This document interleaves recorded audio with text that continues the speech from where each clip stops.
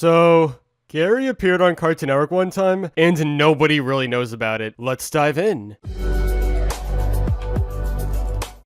Cartoon Network and Nickelodeon are some of the biggest competitors in TV animation. It's incredibly rare to see the channels interact with one another, but probably the biggest example I can think of is when CN characters invaded their opponents to promote themselves. Placed against the iconic orange background, everyone had 30 seconds to convince the viewer to watch. This was one of the biggest crossovers between the two, although there was a lesser known event that's still worth talking about. In 2005, there was a massive SpongeBob episode coming out called Have You Seen the Snail?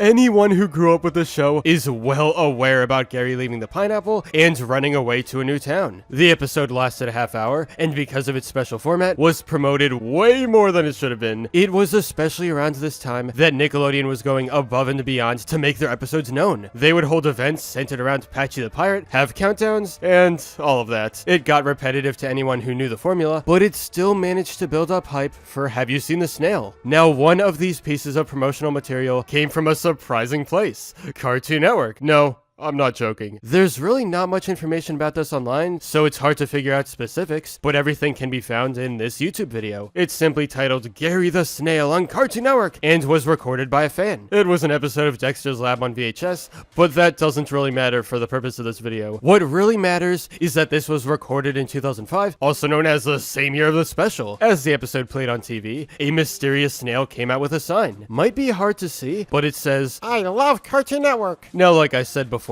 there's really no info to find on this other than the video. It's like one of those promotions that would have been lost to time if the video hadn't existed, which makes it even cooler to know about. What you're looking at is obviously not Gary exactly, it's more of a reference, but that makes sense. The very character of Gary the Snail is copyrighted, meaning it can't be shown here without permission. We don't know who's actually behind this crossover idea, but I'm just gonna assume it was the Cartoon Network promotional team at the time. They would have seen all the marketing for Where's Gary, and then decide to put a different version of him here to be like, oh, would you look at that? Gary just went over to the other channel. It was something all in good fun, not really meant to be taken seriously. But at the end of the day, I kinda just want clarification for how this even happened at all. A clean version of the footage is also lost media, so hopefully with this video out there, someone will figure out they have a better quality recording. Maybe one day, we'll be able to know more about all of this.